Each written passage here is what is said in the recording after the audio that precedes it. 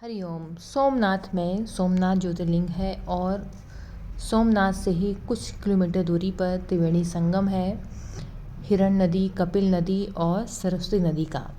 त्रिवेणी संगम के पास में ही सूर्य मंदिर है और वहीं पास में एक गुफा है जहाँ पे अज्ञातवास के समय 5 पांडवों ने उस गुफा में छिपकर बिताया था।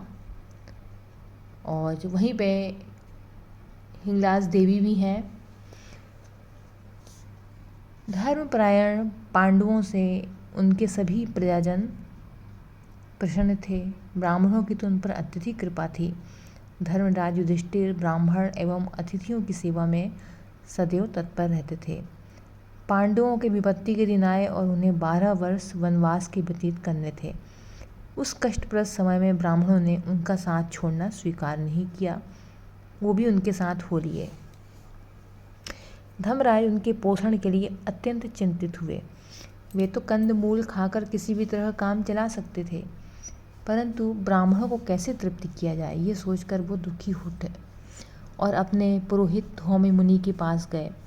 धौम्य मुनि ने कहा, राजन, सृष्टि के प्रारंभ में सभी प्राणी भूख से व्याकुल थे। उस समय कृपालु भगवान सूर्य नारायण ने पिता की तरह सब प्राणियों पर दया करके जल बरसाया तथा अन्न एवं औषधियाँ उत्पन्न की। भगवान भास्कर ही पितृवत परम दयालु हैं, आप उनकी शरण में जाएं। ये है गुफा है और इसी गुफा के अंदर माता का मंदिर भी है। यहीं 5 पांडवों ने अज्ञातवास के समय बिताया था अपना समय। महाराज युधिष्ठिर महर्षि धौम्य की आज्ञा सिरोधार कार्य सूर्य भगवान की आराधना में संलग्न हो गए। वे एकाग्रचित हो भगवान दिवाकर की पूजा करते, गंगा जी में स्नान करके उन्हें पुष्प और नैवेद्य समर्पित करते। फिर पुनः मन को एकाग्र करके वे सूर्य भगवान का इस प्रकार स्तवन करते, त्वं भानो जगतश्च क्षुस्त्वमात्मा सर्वदेहिनां, त्वं योनिः सर्वभूतानां, त्वमाचारः प्रियवताम्, त्वं मपापन्न कामस्य सर्वातिथ्यं चिकीर्षतः अन्नमन्नपते दातुं भीतः श्रद्धार्षि। सूर्यदेव, आप संपूर्ण जगत के नेत्र और समस्त प्राणियों की आत्मा है।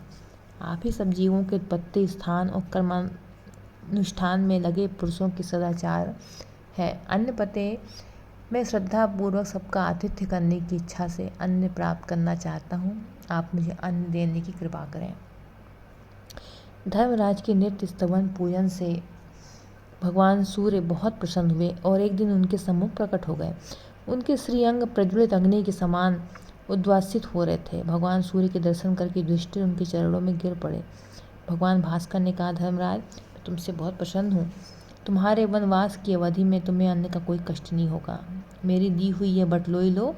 इस पात्र में बने हुए भोजन के जो भी पदार्थ होंगे वे सब जब तक द्रौपदी स्वयं भोजन न कर लेगी तब तक अक्षय रहेंगे। आज से 14 वर्ष तुम अपना राज्य पुनः प्राप्त कर लोगे। इतना कहकर भगवान सूर्य अंतर्ध्यान हो गए। धर्मराज युधिष्ठिर भगवान सूर्य की विलक्षण कृपा प्राप्त करके ब्राह्मण सेवा और अतिथि सत्कार के लिए सदैव निश्चिंत रहे। उन्हें अन्न का कभी कष्ट नहीं हुआ। तो जहाँ पे पांडवों ने अज्ञातवास पे समय बिताया था, वनवास किया था, और तो वहीं पे सूर्य मंदिर भी है और सूर्य भगवान की कृपा से ही उन्हें अक्षय पात्र मिला था। और ये स्थान सोमनाथ जो कि गुजरात में है, तो वहाँ से कुछ किलोमीटर की दूरी पर है। तो वीडियो पसंद आए तो सब्सक्राइब कर लें, लाइक कर लें और बेल बटन दबा लें।